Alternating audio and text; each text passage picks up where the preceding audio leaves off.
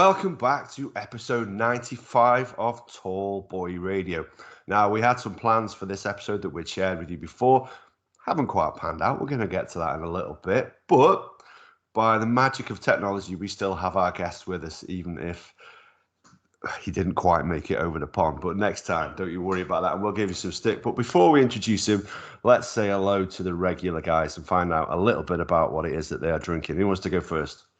Well, I'll kick us off. I normally kick us off and go first. So tonight, I'm drinking a beer I don't think I've had before. I don't think you can see that. It's from Shipyard. It's a pale ale. And basically, Big Grey had a delivery of beers that he said I don't really like. I don't really drink. I was like, well, fire them my way. That's fine. I don't mind. And actually, it's quite pleasant. So it's 4.5%. It's an American pale ale, and it's very tasty. And just while we're on that, I do have, for the second half, a Hobgoblin IPA. And Hobgoblin are normally pretty standard, and that's a 5.3. So I'm quite looking forward to that one. But I did share a couple of photos with the lads on our WhatsApp group, sort of random beer A, random beer B sort of thing.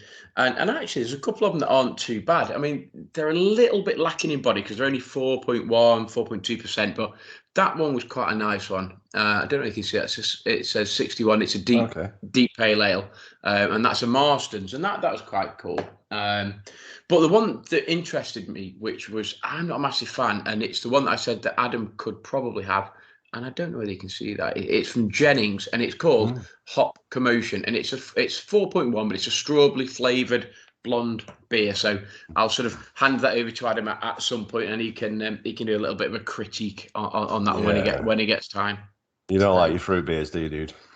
Well, I don't mind sort of citrusy sort of, but I'm not a massive sort of strawberry, raspberry type sort of flavoured beer. Sort of, I'm not a massive cherry beer fan either. So that I think that'll find its way winging itself over the fence to you, Ad, at some point. Top man. Andy, the man who don't like strawberry beer to the man with the strawberry beard. Go on, dude. Howdy. I bought a load of beers for my birthday, and they arrived the day after, so smashing them down already. We're a few down, but that's going to focus. I've got a glass. I've got a St. Bernardus glass. I nicked it from a pub. This is bought. This is a nice quadruple, 10%. Nice. Winner, chicken dinner. Right, well, I'll tell you what I'm drinking. I've got 3 beers tonight. I'm starting off with the Castile Rouge, which is a cherry beer, as Gaz not a fan of. That one is 8%. Following it up with a bottle of Delirium. And then finishing off with the Duchess. So we'll give that one a go. That was one that we were going to inflict on Beau when he was here, but he's managed. That might be why he didn't come, actually, to be fair. Anyway, dude, do you want to say hello and tell us if you got anything there to drink? Well, I can't tell you guys how long I've waited for you to ask me what I'm drinking on a Tuesday. So I've actually started tonight with a Dos Equis. It's a Texas favorite. It's my go-to beer. And here in Texas. So thank you guys for having me. And, I'm in for whatever you guys want to talk about. Awesome. Well, I think the first thing that we definitely need to mention then is obviously the original plan was to have the 4 of us all sat around the table drinking some beer. But that went a little bit pear-shaped, didn't it, dude? Yeah. So, so this trip has actually changed probably 3 or 4 times. With COVID and restrictions, and are they lifting restrictions, and all this stuff happened. So finally we made the date. We were going to leave November 4th and get there November 5th, and we were going to stay until the 15th. So we packed up everything the night before, and I actually get online and I see that they've dropped down the tickets to first class by half. So we upgrade to first class. We're going to be in the pods and sleeping and Fifth Avenue sheets, the whole 9 yards. So we leave here around 2:00 in the afternoon from San Antonio, and we end up in Houston. And at some point, we had about an hour and a half before we were boarding. I was looking for my passport, and I couldn't find it. And I had already shown it a couple times throughout the airports, and I've got stacks of paperwork, paper clipped with me and my wife's name on it, and I'm pretty organized, and I can't find it anywhere. So I got to watch everybody board the plane in group 1 and 2 and 3 and 4. And then I had to say, hey, I have to get back to San Antonio. How's that going to happen? Well, you have 20 minutes to get down to the other end of the airport. That's our last flight for the night. So I honestly thought I was going to be sleeping in the Houston airport. And we got back at midnight and went to Houston and back. So I'm hoping now. I went and got a passport yesterday. So we'll see. Hopefully at the beginning of the year, I'll be making this trip. The sooner the better. Yeah, awesome. Yeah, so like we're looking hopefully then sort of February, March time next year. So obviously your birthday is March, and you share it with my brother's lad. Actually, same date. His name is Ben. He was also born on the same day. A few years apart, probably worth pointing out, just for my brother's sake. A couple, yeah. Yeah, just a few. Actually, I was hoping to get John on tonight, but unfortunately he's playing in a poker game. He's playing in a poker tournament tonight, so he couldn't come on, which is a bit of a shame because he would have liked to have been here, I think, but obviously not so much that he's willing to give up his stake in this poker game. Something that Gaz, I know Gaz will respect that one. Yeah, no, yeah, absolutely. I didn't realise he still played, so I might have to get in touch with him and see if we can organise something. Because I don't mind the odd poker game. I haven't played for a month or so. I know about a month or so ago, I jumped online and sort of had a couple of tournaments, but didn't do very well. But I do enjoy the odd poker game. So, but when you arrived, then had you shown your passport, and then you just genuinely don't know where it went, or do you think somebody's lifted it, or? Yeah, so I mean, I honestly believe that if somebody would have found it and didn't have bad intentions, they would have turned it in. Yeah. That's at the airport or whatever. So I don't know if they lifted it. It would be hard for them to do that. I had this bag with me the whole time, but it could have easily fell out of the side pocket. Yeah. Because I also lost my my luggage tags. They were together. Oh, right. Okay. Right. So I don't think anybody took it, but I also don't believe anybody's got great intentions for it because I think they would have turned it into the airport. So whoever, if they're trying to sell it, trying to use my pretty face or whatever to get around the world, I've already put that passport as stolen or lost, so they can't use that passport for anything. Yeah. Okay. Sensible.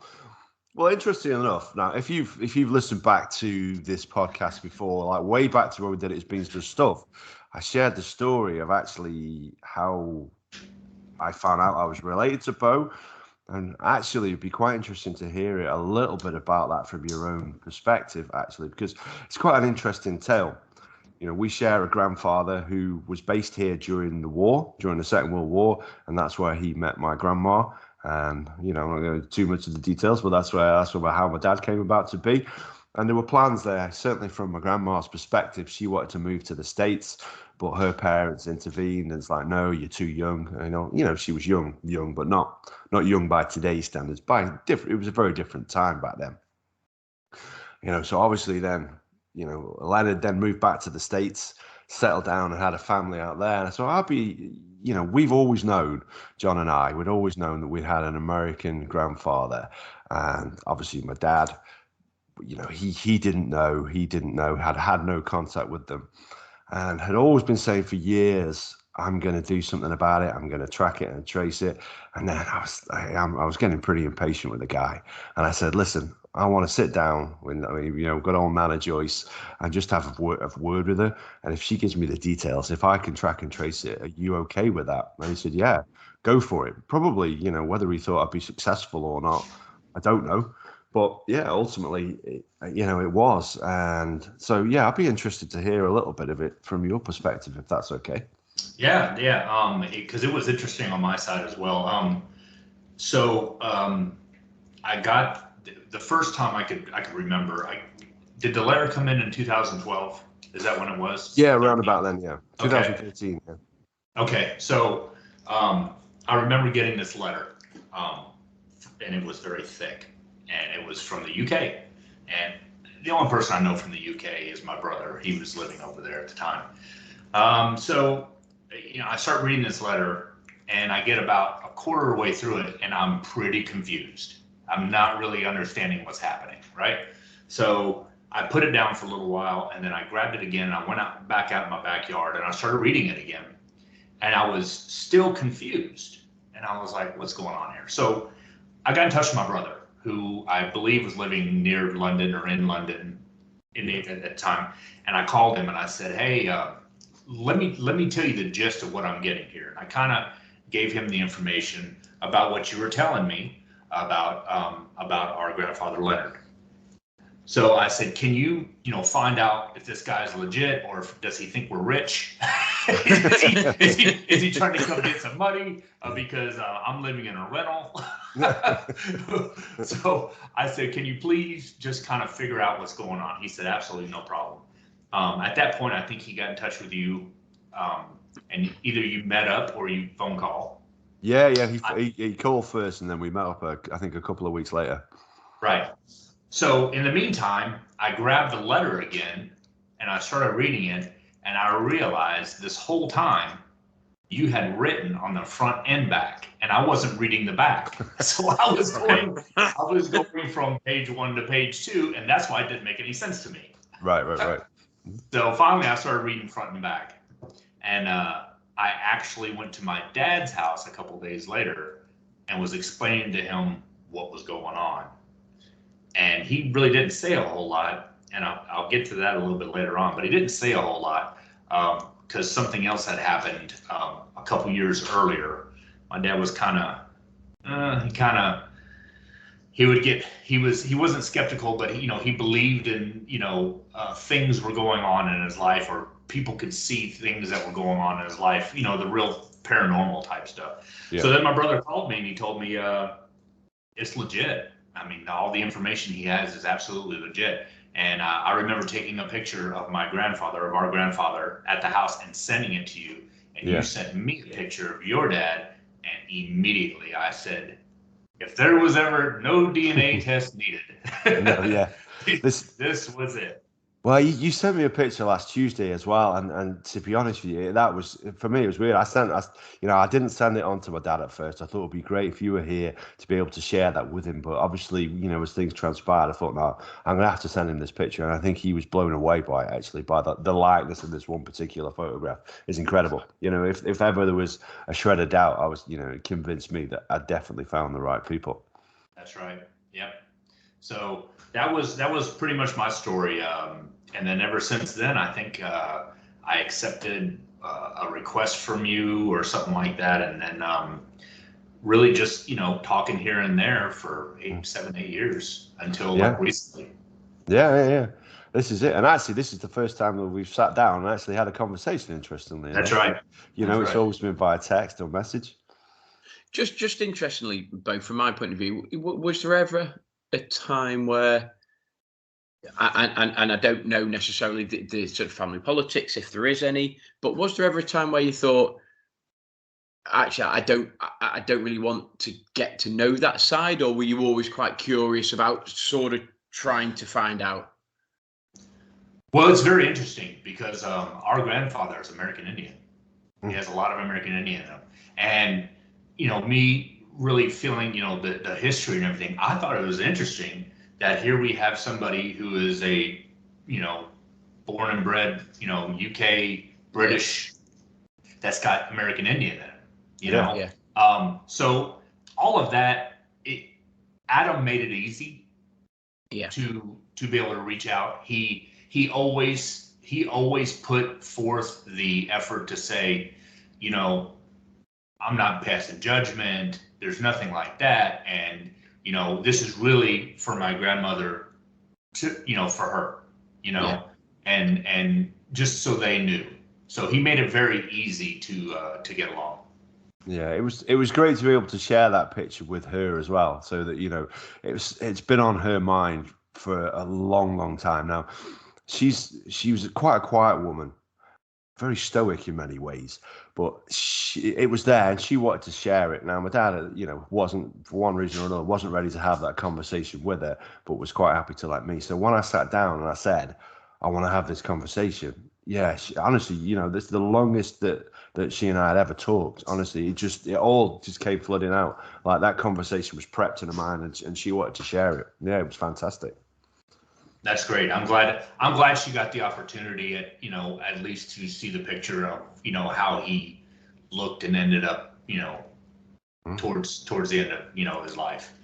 Yeah, she did, and it was wonderful for her. I mean, she'd married a couple of times actually afterwards, and my dad had a sister here in the UK as well.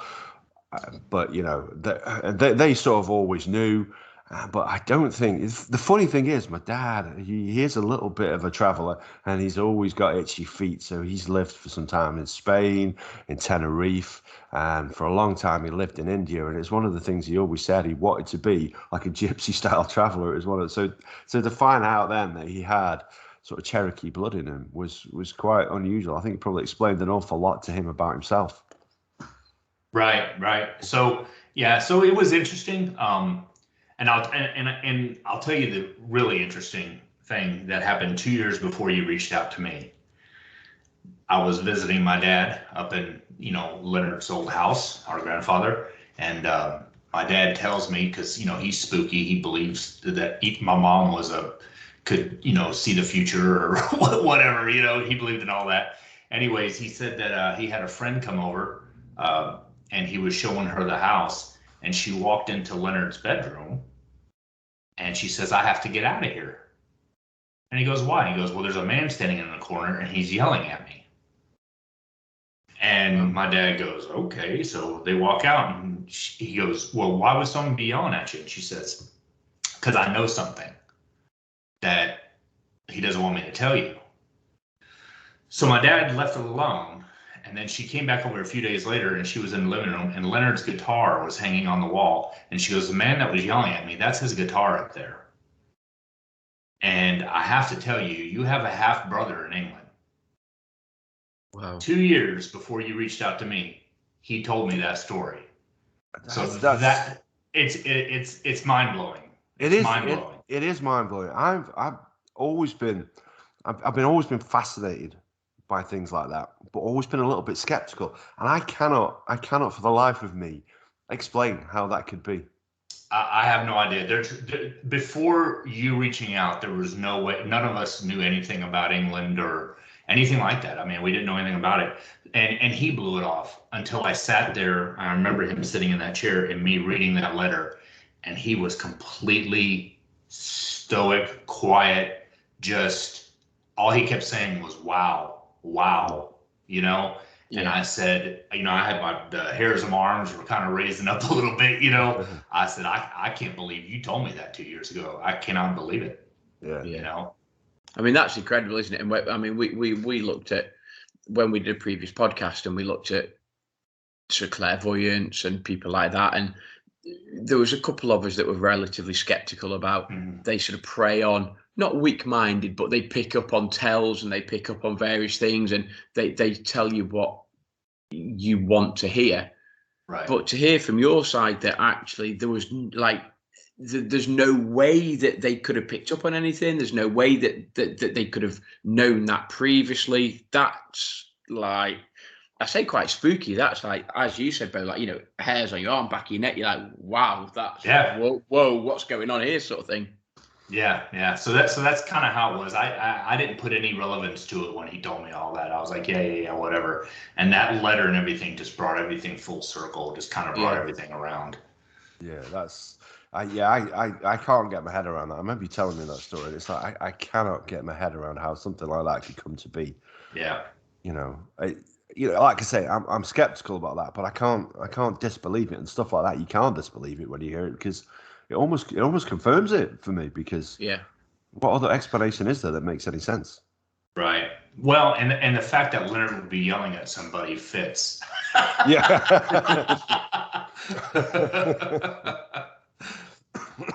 Yeah, I guess giving his secret away. But this is the thing, when I sat down and wrote that letter, I had to write it from the point of view is, first of all, you may not know, and second of all, you may not want to know. So it was literally, this is what I believe is the case, and I sort of thought, so I wrote that letter, and I've been trying to contact you in different ways on social media, and it was I was noted down the date here. I've gone back through my phone. It's the 11th of March 2013 when I got this, like, you'd followed me back on Twitter and DM'd me and said, yeah, it sounds like you have the right person.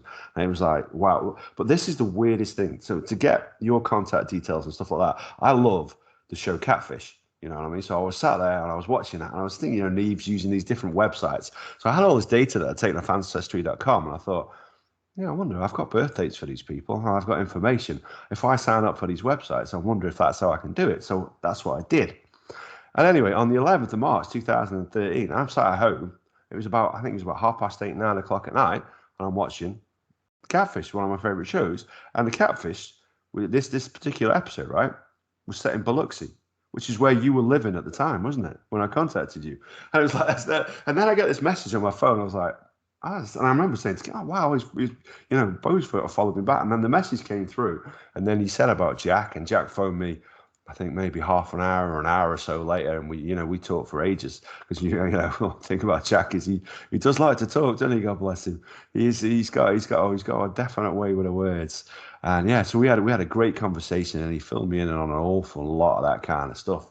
And it just struck me as unusual though that I was watching a program set in Biloxi at that time. It was utterly bizarre. And that's another coincidence for you, right? This is another coincidence. Yeah, there's quite a few, yeah.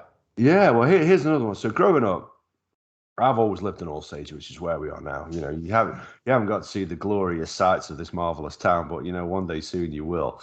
It'll take you about all of 5 minutes driving through. There's not an awful lot here, but there used to be a shop in the centre of the town that my nan used to have it. I'm pretty sure she kept it going.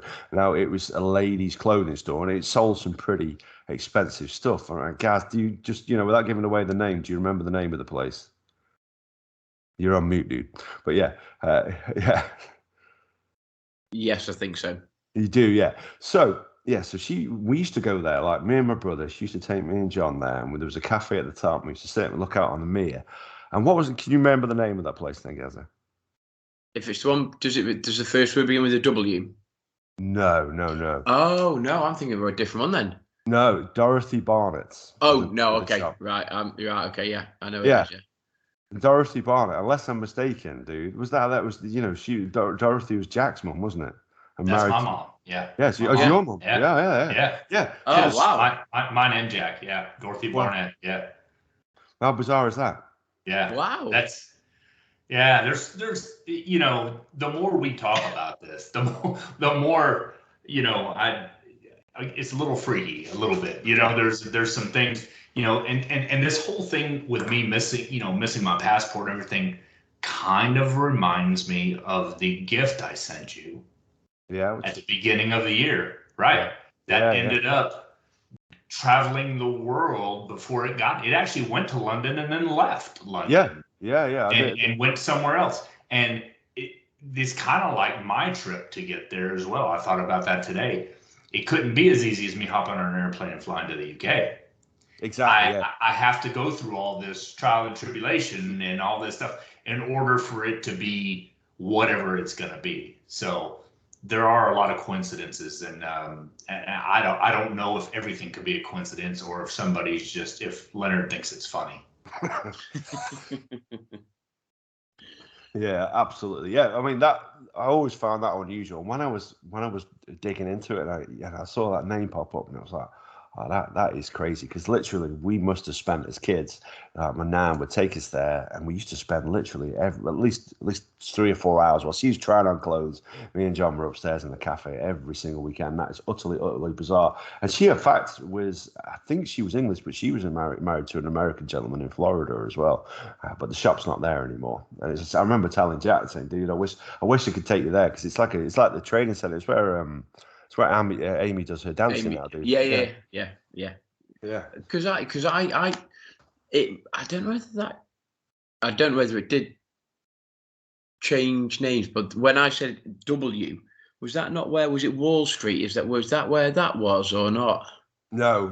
Wall Street's a bit further down. That's right. Okay, because that's where I thought you were going to say, and then as soon as you said Dorothy Barnett, I was like, yeah, okay, I know where that was now. Yeah, it's utterly bizarre.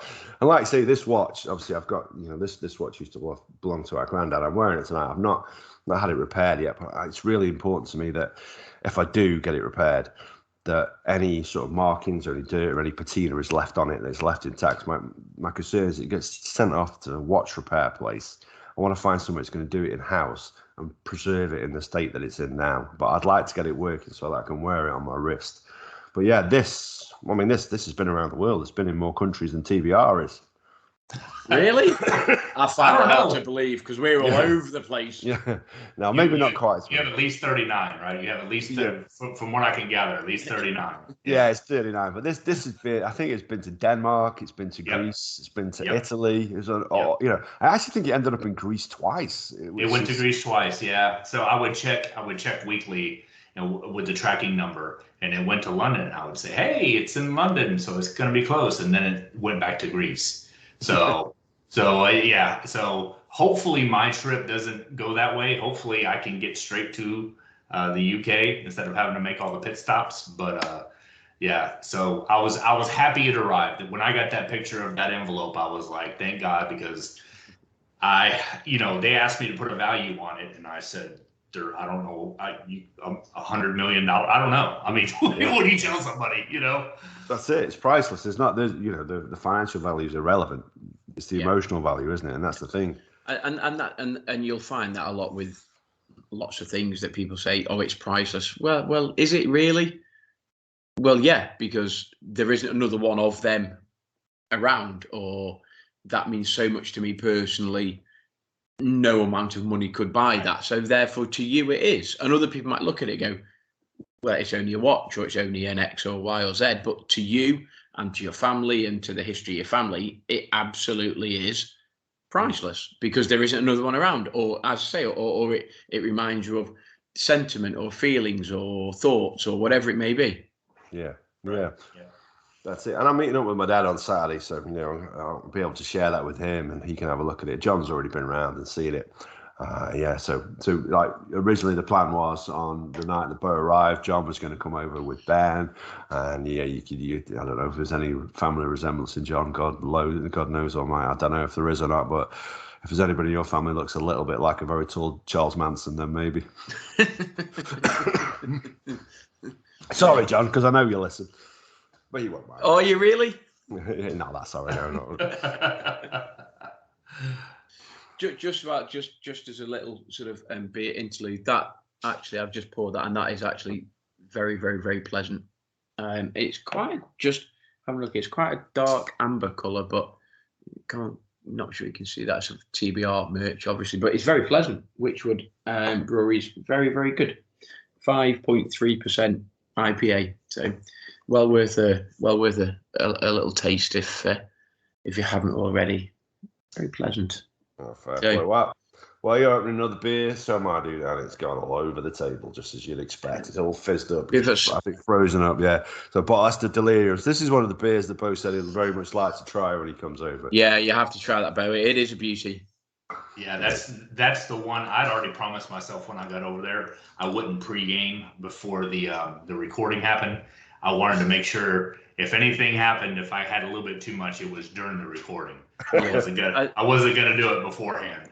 I think that might have been the one, and Andy can correct me if I'm wrong. When we went down to one of the NFL weekends, we went to a restaurant on one of the evenings, and Andy, knowing his craft beers and his Belgian beers, and he said, "Oh, try this." I was like, "Oh, okay." I said, "Oh, I'll have a pint." He went, "No, you won't." And I said, "What do you mean?" He went, "Oh, they don't serve them in pints." I was like, "Well, why not?" And he went, "Well, just try it." And I tried it and I loved it. And I'm off the top of my head, I can't place exactly the percentage, but let's say it's quite high. 8.5%. 8.5%. Yeah. And he said, "Oh, they don't serve them in pints. It's too strong." I said, "Well, I'll just have half and just drink it twice as fast. It's fine. I'll just." And he was like, "Well, yeah, you can try that." And I don't know how many I had, maybe sort of a couple of halves or whatever. And it was beautiful. And that was my first sort of memory of that beer, is trying to order a pint, but actually not being allowed to because of the strength of it. And subsequently drinking lots of craft beers, you get to know that they serve them in the UK sort of 2/3 or halves, or you can't get the full pints just because of the strength of them. So, But yeah, one of my memories of the delirium was an NFL weekend in London with these guys. So that's quite a cool memory. It was indeed. While we're on the subject of NFL, oh no, you see, I knew you were going to do that. No, we don't need to talk. Like we're recording this. If you're listening to this, we recorded it a couple of weeks ago. We're recording it a Tuesday night after a game of Monday Night Football, where a certain team from Chicago, Illinois, didn't do so well against another team from Pittsburgh. I was going to gloss over it, but I know Gaz wants to talk about it because you feel a little bit upset by some of the officiating, don't you? Some of the officiating, like a lot of the officiating, if I'm honest. But and what made me think actually the officiating was poor was obviously I followed quite a few people on Twitter and social media, and it was actually non-Bears fans that were tweeting like the game is dead. Why is he making that call? Why don't you just let them play? And there were lots and lots and lots of fans from other teams that sort of, were commenting on it. And it isn't taunting. I don't care what you say. It isn't a taunting flag at all. And without that, and I'm not saying well, I did tweet you and say we win that game, and that might have been a little bit of sort. But let's just say we would have had a better chance of winning the game, and it just isn't a taunting flag. I just don't get it. I mean, you were pretty close to winning it anyway with that field goal. I mean, they don't come much closer and miss. That was crazy close. But it was 63, 64 yards, something crazy like that. Yeah, something like that. And to be fair, a couple of the Bears fans were like, why don't you just let our kicker kick from anywhere, save the offense going on the field? You might as well do.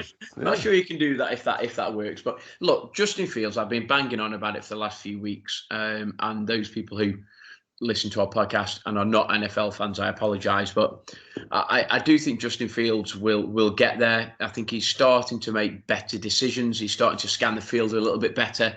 He does need a better offensive line, and I keep banging on about that. But I'm not saying he's a generational quarterback, but I do think he's somebody that I think he's the guy that we thought Mitch was going to be, but just he never quite turned out that way.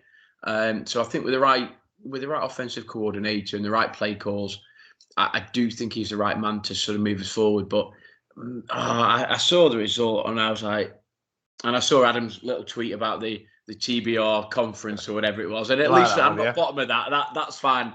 I'm not bottom because we've got a little better. I don't know whether you know this, Beau, but myself, Andy and Adam. Includes me in this. Well, you are in it. So we have a little bet that out of the three of our teams, which Andy is a Lions fan, I'm a Bears fan, Adam is obviously a Steelers fan. Whoever finishes bottom treats the other two to a meal. So we were pretty confident that actually Andy's team suck. So we're pretty solid in terms of we're not going to have to pay for some food, and we might be able to consume some food. So, but yeah, it was a big weekend. Mine and Adam's team play, and we don't play that often on the roster sort of thing. So it was a bit of a big weekend, and I was just gutted that I say the officiating, but they just, I don't know. I felt that I think I don't know whether it was a touchdown. It might be one of your first down calls. I think there was an offensive flag and it wasn't thrown. But I don't know. I think your wide receiver pushed off and held and this, that, and the other. But it is what it is. But the taunting flag definitely shouldn't have happened. No, I'd agree with that. I thought that was ridiculous, to be honest. And as you tweeted me, didn't you? You were like, Mr. Watt, made 3 sacks or whatever, and he was give it to someone. He's going absolutely mental. And I was like, there's not a flag in sight. So it's how does that work? The purpose of that tweet was just to remind you that you got sacked 3 times by TJ Watt. That was really why I brought it up. And yeah, and particularly one of them, and it goes back to what I mentioned a couple of weeks ago about Fields really needs to not be sacked for 10, 15, 20 yard losses. Okay, yeah, he scrambles and he might get out of the pocket and this, that, and the other, but if you are going to go down, just get rid of the ball. Just throw it roughly in the sideline somewhere. You can't afford to be taking a 20-yard sack and you go from, 2nd and 8 to 3rd and 28 or whatever. That field position just doesn't work. So Well, he reminds me very much of a young man by the name of Jameis Winston. Now, he had a few years with the Buccaneers, and he was doing that. He would throw it when there was absolutely no need to throw it, and he was giving the ball away. But as a guy who's going on to do a little bit of something, so Beau, your team, the Saints, dude. Well, what do you make of that? How's that panning out for you guys? Well, the first thing I'd like to bring up is, as a Saints fan, I know all about bad calls. Yes, there's one particularly bad call I'm sure you are aware of. Yeah.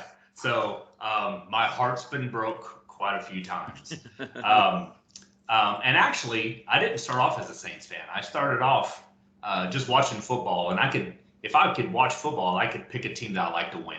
And at the time, my very first team that I followed was in the late 90s, was the Tampa Bay Buccaneers. I saw Mike Allstott. I saw Warren Sapp. They were playing football like old school football. I remember turning the channel and seeing Mike Allstott, dragging 5 people on his back for 30 yards. I was like, this is amazing.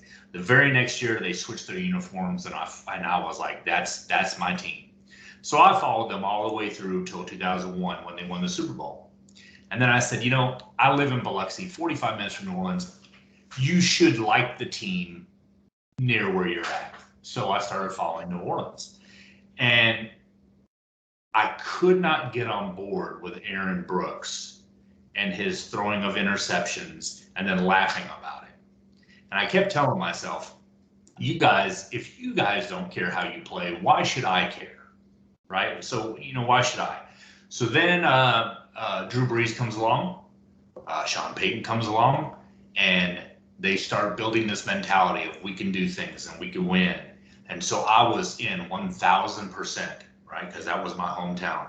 And I did tell myself, though, that when Drew Brees retired, that, he was probably going to be the last great quarterback for the Saints. That if I'm not in New Orleans, I may not follow him. Well, breaking news, guys. You following the Bears? How about them?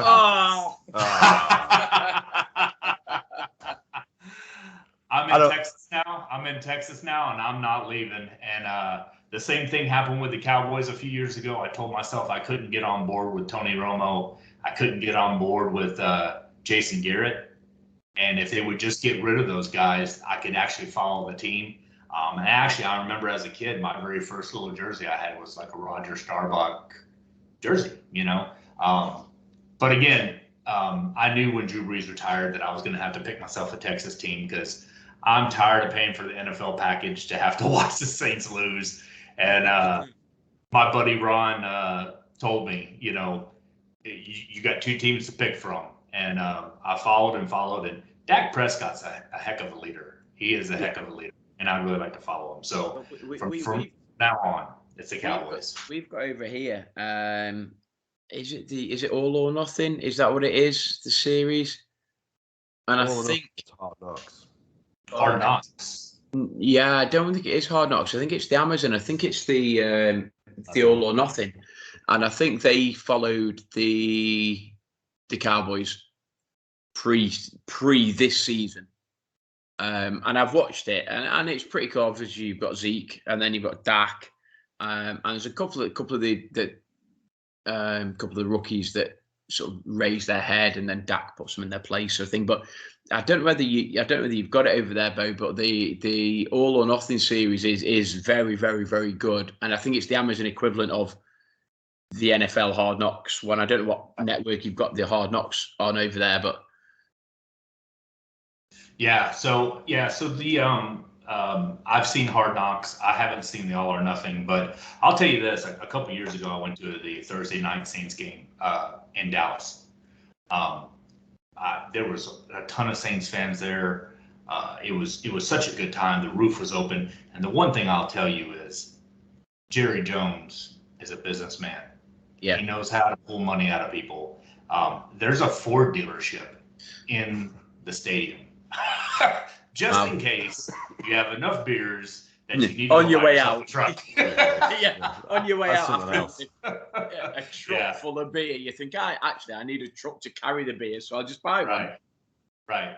So it took me a while to get on board with Dallas, but I think it was time, and I guess holding me back was the fact that so many people are on the Dallas train, like all over the world, that they're probably, well known everywhere. They're America's team.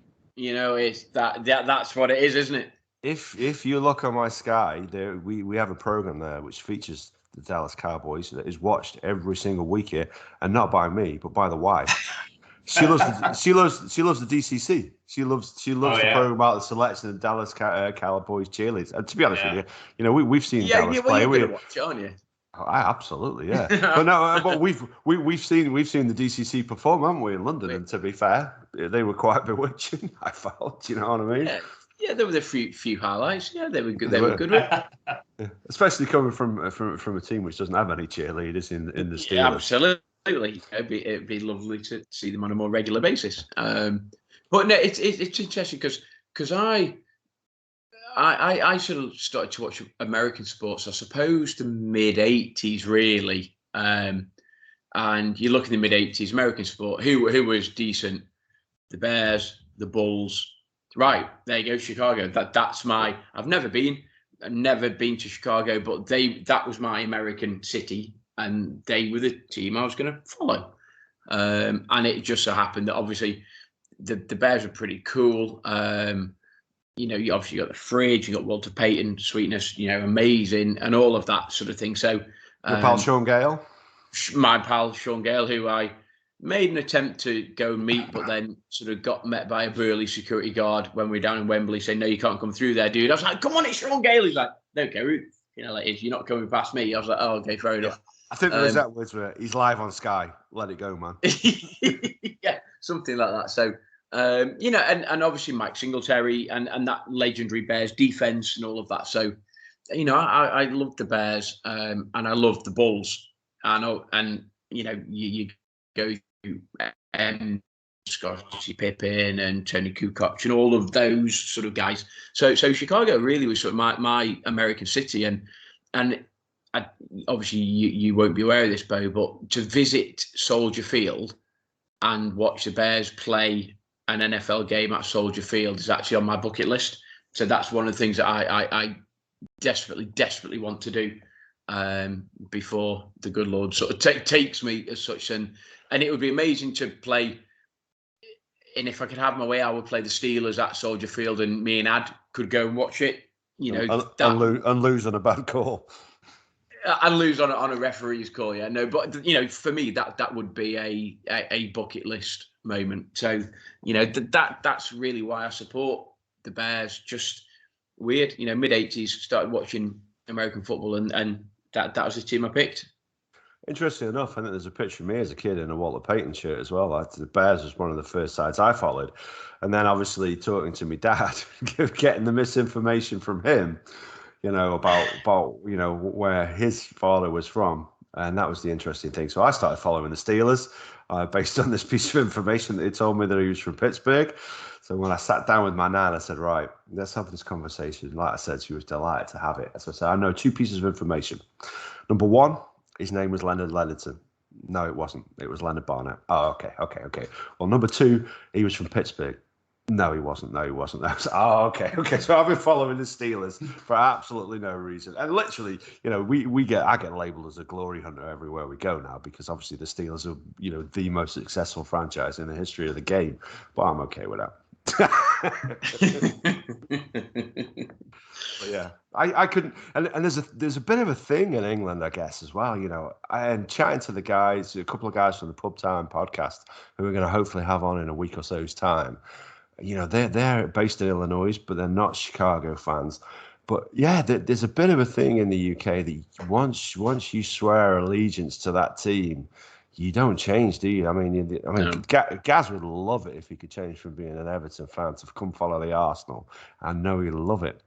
But yeah, it's just it's a bit of a no-no, isn't it, in the UK? It's just one of those things. No, you don't. It's quite tribal. It is, and if you do change a team, you are frowned upon. You are labelled a glory hunter. You're a pot hunter. You're only after trophies, and there's people that would used to follow Arsenal because they used to win things, and now follow Man City because Arsenal couldn't win a raffle, whereas Man City win loads of things. So there are people that do swap. Interestingly, there are some people that will follow players, and I know that some people, I follow David Beckham. Well, what do you mean you follow David Beckham? So back in the day, I was a Man United fan, then I was a Real Madrid fan, then I was a LA Galaxy fan, then I was so there are some people, particularly, I suppose, non-UK people, that would follow a player or a brand. So I don't know whether he got that in America with MJ when he went, was it the Wizards or whatever? I don't know whether people would sort of follow MJ as opposed to the Bulls. I don't know. No, yeah, I mean, I've already gotten some ridicule from my wife for switching teams. But again, we're talking about. But I live in Texas now. Yeah, exactly. So you've switched to your local team, so that's more understandable. I sort of get that. Yeah. And fair play to you for saying I was this team, but now I've moved and I follow now this team, but they are local to me. I absolutely get that. Right. So I had to pick between them and Houston, and you made the right choice. Wasn't much of a pick. No. Well, Andy, you haven't said anything, and this is and I was already told that to the podcast. Hold on, yeah, I was already told that he probably wouldn't when I met him a whole lot, and I said, well, that's good. I'll just get him drunk, and we will be best friends. Yeah. So, Andy, what about your team, the Detroit Lions? US sports, I tend to follow players. So in the NFL, I just watch anything. I chose Detroit, I think, just because we went to London and saw them. I was like, yeah, I'll watch these. That was a bad call on my part, I think. I remember that. You should have picked the other side.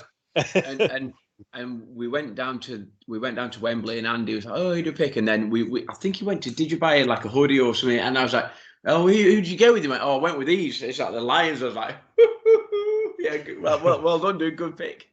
Well, I went with them because in basketball, there's like a few of my favorite players is Dennis Rodman and also Vince Carter. So Rodman's obviously played for Chicago, but he's Detroit Pistons as well. So, but yeah, probably I'll go for them. But no, I'm the quiet one. I just like to sit here and drink. And you have the easiest job. You have the easiest job.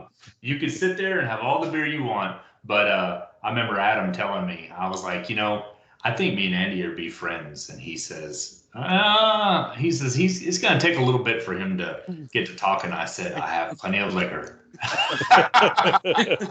To be fair, the whiskey would want to move. Yeah, you've won my heart already. You'll get to know Andy, and he doesn't really like people and doesn't really like to talk. But if you're playing with beer, then he's all good. I do not like people. I do not like crowds. I only like to be around a small group of people that I can, have fun with and talk to, and I just don't like being around a whole lot. It's just, I don't know what it is. It's it might be a military thing. I don't know. It's just being around crowd. You always feel like, and I love going to New Orleans, but I always feel like I can't drink in New Orleans because I've always got to keep my head on what's going on around me.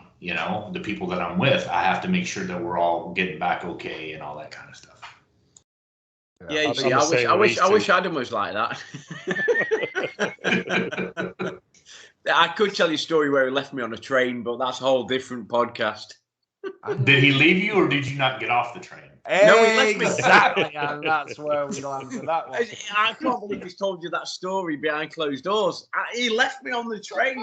It's great to see. The people told you that they told me to get off, and you still blame me for it. Gee whiz. Leave no man behind. As a military man, Beau, surely you understand that. Leave no man behind, and he left me behind. What can I say? I am drinking now. Moving on to the final beer, and I don't know how long ago last night, to be fair, because I've just smelled it. Gee whiz, it smells disgusting. Why do we have it? Yeah, it's ice cold. It's cold. It's not ice cold. It's been sat there for the best part of 40 minutes, but gee whiz, yeah, it smells awful. The Duchess de Bourgogne. Yeah, it doesn't taste as bad as I remember, actually, dude. Adam's going to drink all of that now. Yeah. We bought a bottle of that, and the guy gave a warning saying like, "Oh, you might not like this," and yeah, it was foul. But then the second bottle we had was all right. So I think it was just a bad bottle. That was where we went to. That's all right. That we went to, was it Belgo, which is a place where we were down in London, and again, I think it's the same place that I mentioned earlier where I had delirium for the first time. But we were standing in the bar area, and I don't know how we got to having it. I don't know. Andy said, "Oh, try this" or whatever, and we opened this bottle, and I tried it, and it was like, "Beau, it's the worst thing you've ever tasted in your life. It's horrendous." And the barman, to be fair, he sort of looked at it and he went, "Oh, are you not a fan of that?" I said, "No, not really." And he went, "Oh, do you want to change it?" And I was like, "Yeah, if you could, that'd be great." And fair play to me. He said, "Oh, and he did allow us to change it, and he took it back and stuff." So, yeah, fair play. But that was my first and hopefully only experience. Oh no, I have tried it once since then. I think you have to. We're back the year after, didn't we? Yeah. Yeah. So never to be tried again. Well, there's a spare bottle here that I'd say for Beau. I'll order another one in. It's actually got an okay date on it, this one. Actually, this was like 2022. A bloody big bottle of Titanic I ordered. That great big sort of 2-litre bottle of Titanic Plum Porter with the Grand Reserve. That goes out of date next month. No, end of this month. I only bought it like 2 weeks ago. So crack on then. I know, it's not a problem really. I don't even know why I'm complaining because I'm going to drink it this week anyway. Yeah. Me about that. Sorry, Kim. I've got to drink it. Well, why is that? Goes out of date. Oh, okay. Oh, I already said that. Since she was like, "You're going to drink all that beer," it's like, so yeah. As always, why not? Exactly. So here's something as well that's interesting. Obviously with you missing out on coming over here, dude. Your good friends took you hunting as well, didn't they, dude? That's something that's obviously that we don't do in the UK, but we've had Todd and Johnny on here, and Johnny's a big hunter, and he's a big advocate for it. So yeah, I'd be interested to hear your take on that, dude. Just on your routine and how you get into that each year. Like, 'cause I know there's different seasons for it. Yeah. So this was opening weekend for rifle here in Texas. We have whitetail deer and we have axis deer, and the axis deer they're not local to Texas, so you can actually hunt them all year round. Okay. And it's the best tasting deer meat you'll ever get. It's amazing. Well, after I got back, I texted my buddy Ron and I said, "Hey, just to let you know, lost my passport. I'm still here." He says, "Well, I'm about an hour from you heading to the hunting camp. Would you like to go?" And I was like, "No." And then my wife says, "Hey, it would be good for you to get it off your mind." Because she knows what happened when I go out there. I bring a bottle of whiskey and the hunting is secondary. So, which was the case this time. So I brought a bottle of whiskey with me. I went out there, we cooked, we sit by the fire, and the guys went out hunting. I brought my rifle, but I didn't have all my cold weather gear. It was a little cold out there. And they didn't get anything the first day, and then the second day they actually got an axis. And which is pretty rare for the area that we're in. So they took an axis, and then I sent you a picture of it. They're a little bit bigger. See, here in Texas, the deer are not like huge. The food, I can't say is scarce, but it's not like if you go to upstate New York or somewhere where there's plenty of rainfall, plenty of food. It's not like that. We're in more of a drier environment. So last year I got 2 deer. And I filled up my freezer, and so now we're about to move. So I'm trying not to pack the freezer full because I don't have anywhere to put the meat. So this year it may be just going out shooting hogs, or something, because the hogs we don't really eat those. They're an invasive species. Yeah. So we normally, if you see one, you just usually shoot it and just try to get it off the property because it will tear up people's land, stuff like that. All right. Yeah. I mean, like one of the things that Johnny does, I think down there in Virginia, they're mainly hunting the whitetail, and then our buddies Tinny and Shiner, don't they, over in Oklahoma? They hunt the whitetail. And bow hunting season is just finishing. I think I'm right in saying, but I know that Johnny does the rifle hunting as well, and he has faithfully promised us that he's going to send us some of that venison jerky, which we're quite keen to see what that tastes like. Yeah, the jerky's really good, but I think I told you, if you ever had the deer sausage, breakfast sausage, you would never eat anything again. It's amazing. If I knew a way to get that to you, it would be amazing. Yeah. I mean, it's just some of the best. You don't even know you're eating deer meat because they mix it with hog meat to put the fat into it. Right. So yeah, so it's amazing. It's amazing. I wish I could get it to you. Dude, you seriously going to drink that? Dude, it's not the worst thing I've ever tasted. It could be because I'm full of a cold and my sense of taste and scent are slightly affected, but I got some whiskey here to take the taste away. That's better. That's better then. Yeah. For you, not for me, but. No, you're not. I know you're not a fan of whiskey, dude. You're not a fan of whiskey. So, yeah, that Rebecca Creek and the Texas Ranger, dude, you wouldn't have been partaking in that, would you, anyway? No, really? Oh. Yeah. Well, maybe I got to bring something else. What's yours? A vodka, like a Texas vodka, like a Tito's? Do you have Tito's over there? We don't have Tito's, no. No, we don't. I said I'm more of a sort of a vodka as opposed to a whiskey sort of guy. Okay. I mean, I would taste it. I would sort of try it just to be one of the lads for a week, But yeah, I would be more of a vodka than a whiskey sort of guy. Okay. For me. Well, I tell you what I'll do is I love the Rebecca Creek distillery, and they do a vodka called Enchanted Rock, and it's amazing. So I got it on my list now. Sweet. Enchanted Rock is coming your way. Sweet. Look forward to that. Yeah, I don't mind vodka either, to be honest. I'm more of a whiskey man. I like a bourbon, and I know Andy. Dude, you'll drink anything. Well, literally, I've just proven that, dude, by drinking this muck here. But Andy, you're a whiskey man as well, dude. You like a drop of the good stuff, don't you? The God's nectar. Oh yeah, of course. That's why I get his beard. Puts hairs on your chest, doesn't it? And if you can drink it in beer as well, then that's always a bonus. Oh, no. This is something that Andy does. He drinks a Boilermaker, which is a beer with a shot of whiskey in it. It's not for me. It's not for me, that isn't, dude.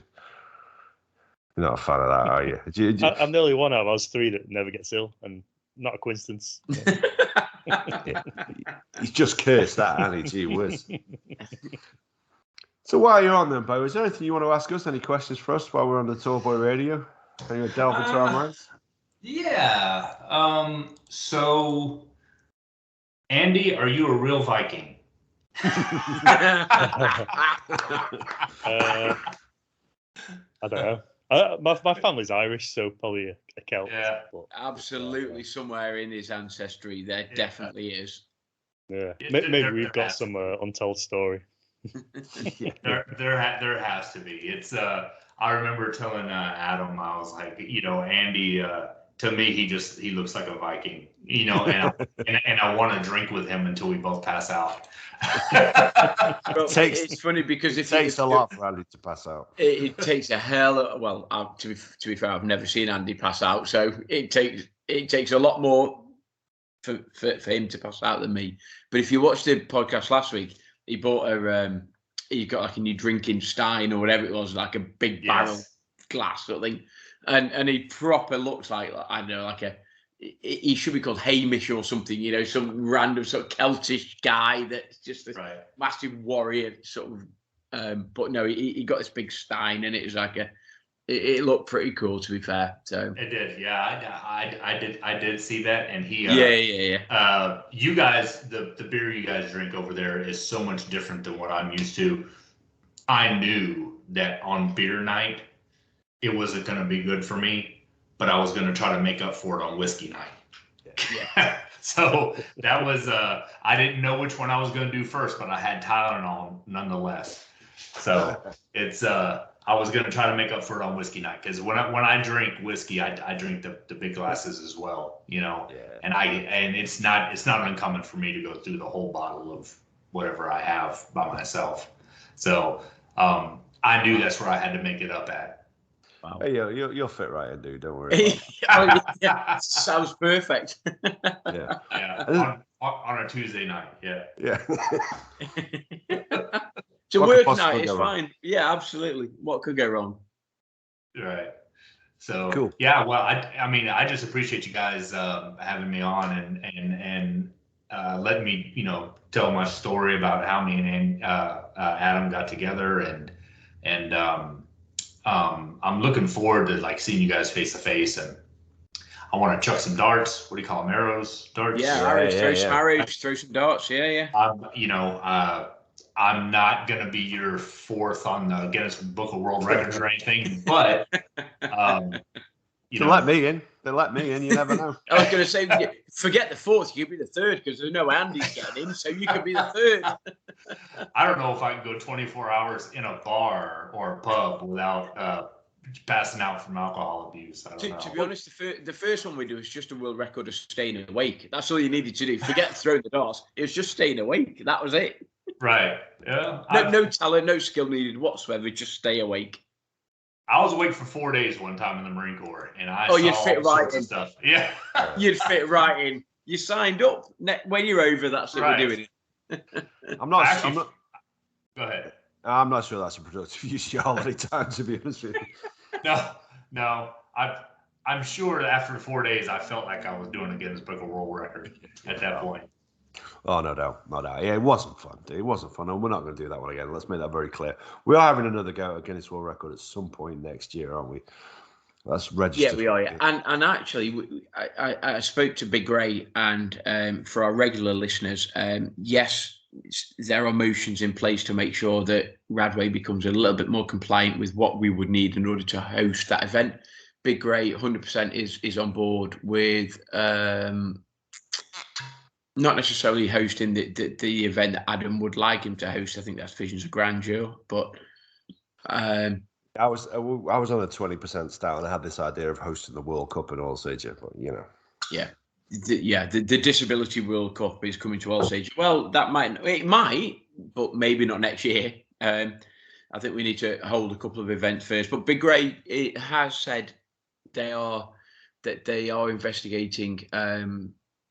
Wheelchair access and this, that, and the other. So yeah, fingers crossed we can do something, dude. Fingers crossed. Cool.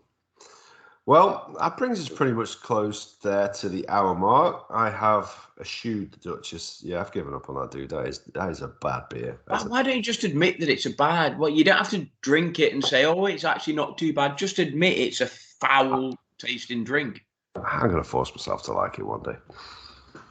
So. You don't need to. Hey, listen. If you can like Everton, I can like the Duchess.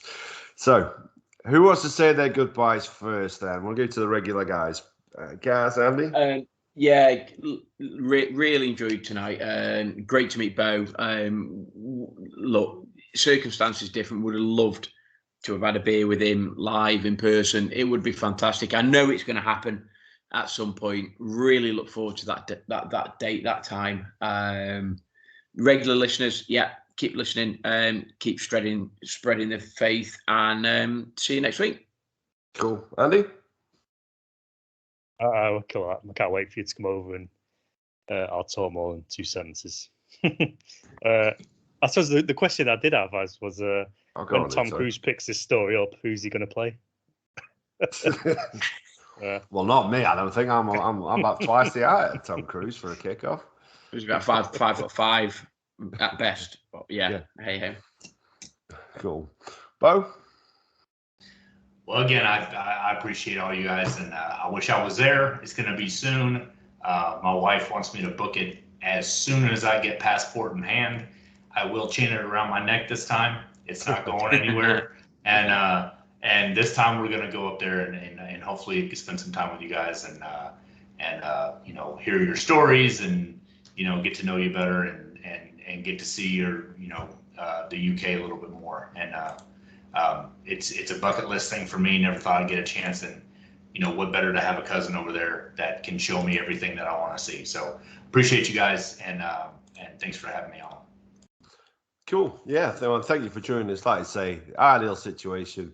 you'd be sat here next to us and we'll be doing it like our first live stream podcast. But you know what? We'll save that one for when you do make it over here. And like we say, it was a convoluted journey that the watch took to take here. It was a convoluted journey that it took for me to get in contact with you. So it's only fitting that it shouldn't be as easy as that. And let's face it, everything that's in life that is worthwhile isn't easy. We all know that. So that's my final thought. That's my Springer's final thought for this episode. So thanks for listening and take care.